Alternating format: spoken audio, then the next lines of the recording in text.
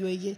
तो तब उसे जो है ना वो चलना मतलब हमसे वो इतनी मानूस नहीं हुई थी, तो हमें ये डर होता था कि ये कहीं भाग ना जाए, क्योंकि इससे पहले हम अपनी नीली आंखों वाली स्नोबेल जो थी उसको खो चुके थे। वो किसी ने पकड़ ली हमारे मोहल्ले से ही। तो इसको हम जो है वो डेरे पे ले जाके थोड़ा सा आदी कर रहे थे कि ये वहाँ पे जाए और जो है ना ज़रा चले फिरे, डेरे के माहौल से मानूस हो। और इधर जी लेटी हुई है आराम से, ये हमारी नेल्सी थी जो हमारी पेट डॉग। और इधर हमारा मिट्ठू था, मोर, जिसको मेरे अबू ने मिट्ठू नाम दिया हुआ था। तो एक बुरी खबर आपको सुनाती चलूँ कि ये जो हमारा मिट्ठू है ना, ये हमारे डेरे से जो है वो चोरी हो चुका है। पिछले साल की बात है। तो इंशाल्लाह अब दोबारा जो है ना वो वहाँ पे मोर हम लाएंगे। और जो हमारी मोरनी थी वो मर गई थी, तो इसीलिए मैंने कहा है कि ये व्लॉग जो है हमारे मिसिंग पेट्स के बारे में। और उसके अलावा जैसा कि मौसम जो है वो चेंज हो रहा है, तो एक सौगात आ रही है साग, और इंशाल्लाह जल्दी आपके साथ मुकम्मल वीडियो शेयर करेंगे साग बनाने की। तो वो भी आगे आया तो है एक दफ़ा हमारे घर साग, लेकिन जो है ना वो सही बना नहीं, टेस्टी नहीं बना था, क्योंकि वो फ़र्स्ट टाइम था और वो कोई खारी ज़मीन का साग था, यानी वहाँ पे पानी उसको अच्छा नहीं लगा, तो उसका टेस्ट नहीं अच्छा था। माशाल्लाह सुभान अल्लाह, कितने खूबसूरत कलर हैं इसके। और वो फिर ही हमारी प्यारी नेल्सी। और इधर देखें जी, ये हैं जी साग और पालक और उसके तमाम लवाजमात, जिसमें होता है जी मेथी होती है और जो साग होता है और मेथरे होते हैं और जो कुछ भी साग में डलता है। इंशाल्लाह आपके साथ एक मुकम्मल वीडियो में जो है ना वो शेयर करूँगी। यहाँ पे ना आपको मैं एक्चुअली तरीका बताना चाह रही हूँ कि जी साग इस तरह से चुनने के बाद, साफ़ सुथरा करने के बाद, जो उसकी मोटी गंदलें होती हैं ना, गंदल कहते हैं। साग की जो डंडी होती है ना, या पालक की डंडी, उसको कहते हैं गंदल। तो उस गंदल को तोड़ देते होते हैं, मोटी वाली जो होती है, क्योंकि जो नरम गंदल होती है ना वो गलती होती है। इधर जी आपके साथ थोड़ा सा सफाई मुहिम भी शेयर कर रहे हैं। जो मेरी छोटी बहन है वो सफाई कर रही थी, और इधर अम्मी और भाभी जो हैं वो साग बना रही थी। तो आगे जाके आपको दिखाऊंगी कि बड़े ही मैंने इंटरेस्ट के साथ इसको जो है ना वो धोया। साग धोना भी जो है ना वो किसी किसी को आता है। ये देखिए जी, इरसा अपनी गाड़ी पे बैठी है मेरी बहन, और वो फ़र्श धो रही है। तो ये तो मैं मजाक कर रही थी आपसे। इधर देखें जी, साग जो है वो जैसे ही कट के तैयार हो जाएगा, तो फिर आपसे साग धोने का तरीका शेयर करते हैं। क्योंकि ये जो है ना अमूमन जो ये सब्ज़ी है, साग पत्तों वाली सब्ज़ी है, और पानी जब इसको लगता है तो ज़मीन से जो मिट्टी है ना वो पानी के साथ इसके पत्तों पे भी चढ़ जाती है, और डंडियों पे, गंदलों पे। तो उसको बहुत अच्छी तरह से धोना बड़ा ज़रूरी है, क्योंकि ज़रा सी भी किरच अगर आपके मुंह में आ जाती है सालन में, तो बहुत ही जो है ना वो बदमज़ा करती है हमारे जायके को। तो इंशाल्लाह ये जो आपको सबज सबज पत्ते नज़र आ रहे हैं ना, अगली दफ़ा आपके साथ फूल शेयर करेंगे जब बहार आने वाली है बस। तो हमारे घर में पौधों का सबको शौक़ है। तो इस घर छोटा है, इसलिए हमने जो है ना फिर डेरे का शौक़ किया हुआ है कि वहाँ पे हम अपने सारे पौधों वाले शौक़ पूरे करते हैं। अच्छा जी, इधर हम साग जो है वो धोने की तैयारी में है। ये देखें जी, एक बड़ा टोकरा लिया मैंने, और नीचे मैंने जो है वो एक बड़ा तसला लिया है। तसले में मैं पानी भरा है, और टोकरी जो है उसके साथ हम साग डालेंगे इसके अंदर। तो ये पूरा प्रोसेस आपसे मैं शेयर कर रही हूँ।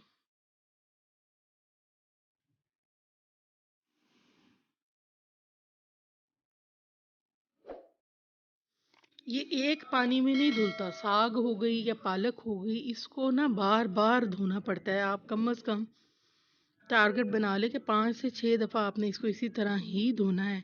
ये मैं आपको दिखाती हूँ कि ये देखिए, ये जो मैंने दोबारा से तसला धोया है ना, इसमें नीचे सारी रेत बैठ गई थी।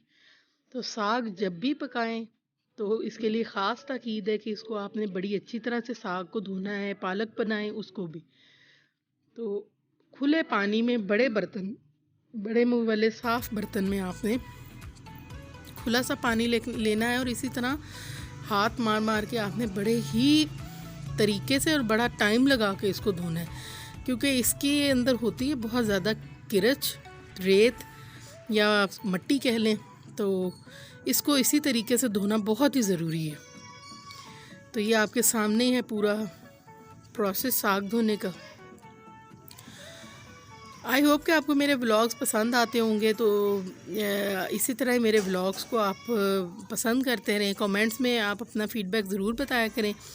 मैं कोशिश करती हूँ कि आपके लिए जो है ना रूटीन व्लॉग्स शेयर करूँ, ताकि जो है वो आप इंजॉय कर सकें।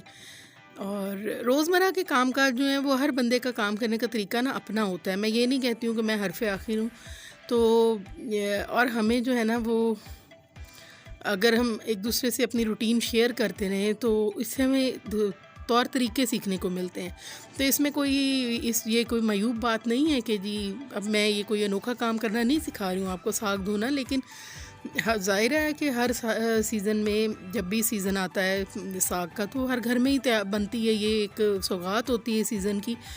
लेकिन ये है कि आपका धोने का अपना तरीका होगा और मेरा धोने का अपना तरीका है। तो इसलिए मैं जो है ना वो मुझे लगा कि जो है मैं ये आपसे तरीका शेयर करूं।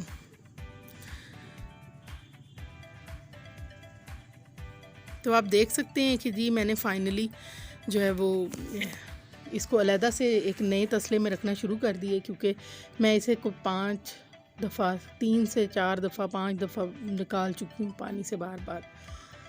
तो ये देखें, आपको गदला गदला दिखाई दे रहा है पानी, इट मीन्स कि इसके अंदर मिट्टी है और इसको दोबारा धोने की ज़रूरत है। तो ये आपने नहीं करना है बिल्कुल भी कि आपने साग जो है वो इस तरह खुले तसले में डाला या पानी में डाला और उसके बाद जो हाथ से चुना गया, या आपने एक टोकरी मारी बीच में और जितना आ गया उस टोकरी में और बाकी जो पानी उंडेल दी। इस तरह नहीं करना। इसकी जो गंदले हैं, जो इसकी डंडियाँ हैं, जिनको स्टॉक्स भी कह सकते हैं आप या स्टेम कह सकते हैं, उसकी पत्तों के साथ जो होती हैं नरम वाली, वो ही असल में उनके अंदर टेस्ट होता है। माशाल्लाह से कितना खूबसूरत लग रहा है हमारा साग धुला हुआ।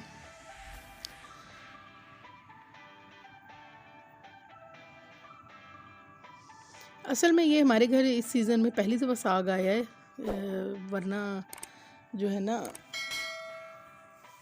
दूसरी तीसरी दफ़ा जब चीज़ बनती है ना, नई नई चीज़ आती है ना, तो उसका शौक़ तो बंदा बड़ा करता है। ये देखें, ये मैं आपको दिखाना चाह रही हूँ कि नीचे कितनी रेत थी और ये स्टॉक्स अगर मैं पूरा पानी गिरा देती ना तो ये सारी डंडियाँ ज़ाया हो जानी थी। तो उसके लिए बेहतर है कि आप जो है इस तरह की बारीक सुराखों वाली एक टोकरी लें, उसके अंदर इसको उंडेलें पानी को, ताकि आप इसको ज़ाया ना कर बैठे ना ये डंडियाँ। ये देखें, इनको बड़ी अच्छी तरह धोने की ज़रूरत है, क्योंकि आपको मैंने दिखाया है कि तसले के अंदर आपको रेत नज़र आई होगी, थोड़ी देर पहले मैंने आपसे शेयर की है।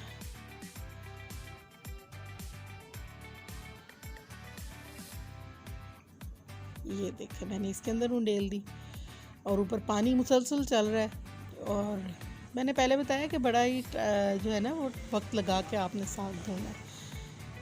काम वही अच्छा होता है जो आप दिल लगा के करें और वक्त लगा के करें। अच्छी चीज़ जो है ना वो वक्त मांगती है आपका। तो एफ़र्ट तो बहुत की थी मैंने उस दिन, लेकिन जो है ना वो मैंने बताया कि ये खारी ज़मीन का साग था, तो इसका उस तरह उभर के टेस्ट सामने नहीं आया जिस तरह होना चाहिए नए साग का। और आपको बताती चलूँ कि जहाँ मेरी जॉब है वहाँ पे बड़ा ही अच्छा साग मिलता है। तो अब मेरी कोशिश होती है कि मैं वहाँ से साग जो है ना वो लेके आऊँ, क्योंकि वो मीठे नहर के बिल्कुल साथ का इलाका, बड़ा सरसब्ज़ और ज़रखेज़ इलाका है। तो वो जो ज़रखेज़ ज़मीन का जो साग होता है मीठे पानी वाला, ज़ाहिर है कि वहाँ नहर है तो मीठा पानी होता है उस ज़मीन पे, तो वो बहुत ही टेस्टी बनता है वो साग ना। तो इंशाल्लाह कंप्लीट रेसिपी आपके साथ मैं ज़रूर शेयर करूँगी। और ये अगर आपने जो है वो 3 बंचेस लिए हैं ना साग के, तो आपने जो है वो 1 बंच पालक का लेना है, 1.5 लेने चलें। तो ये आपने पैमाना रखना है पालक और साग को मिक्स करके बनाने का। कुछ लोग जो है वो इसको उसमें घोटते हुए उसमें बेसन या पता नहीं उसको आलन कहते हैं, मैंने सुना है गांव में, पुराने गांव में जब मैं जॉब करती थी। लेकिन मैं ऐसा कुछ नहीं करती हूँ, हम उसको पका के ही पानी को खुश करते हैं। और ये देखें जी साग बनने का प्रोसेस आपके सामने, और मैंने साथ साथ घोटना इसके अंदर रखा हुआ है। और पंजाबी में इसको, ज़ाहिर है असां पंजाबी हाँ तो इनू घोटना भी कहते हैं। तो ये देखें जी कि ये आपके सामने साथ साथ ही घोटा भी जा रहा है, लेकिन इस पे प्रॉपर टाइम लगाना पड़ता है घोटने के लिए। और फिर जी मक्खन के साथ सरसों की और मकई और बाजरी, और हमारे घर तो चावलों की रोटी भी बनती है साग के साथ। सर्दियों में बहुत ख़ास तरीके से साग जो है ना वो हमारे घर सर्व होता है। तो ये था जी मेरा आज का व्लॉग, और मैं उम्मीद करती हूँ कि आपको मेरे व्लॉग जो हैं वो पसंद आते होंगे। तो इसी के साथ ही इजाज़त दें, फिर मिलेंगे आपके साथ किसी नए व्लॉग में, और इंशाल्लाह आपके साथ जल्द ही कोई मज़ेदार सी रेसिपी शेयर करेंगे। अपना बहुत ख्याल रखिएगा। बहुत शुक्रिया जिन लोगों ने मेरा चैनल सब्सक्राइब किया है, और इसी तरह देखते रहें और पसंद करते रहें। लाइक का बटन दबा दें। अल्लाह हाफिज़।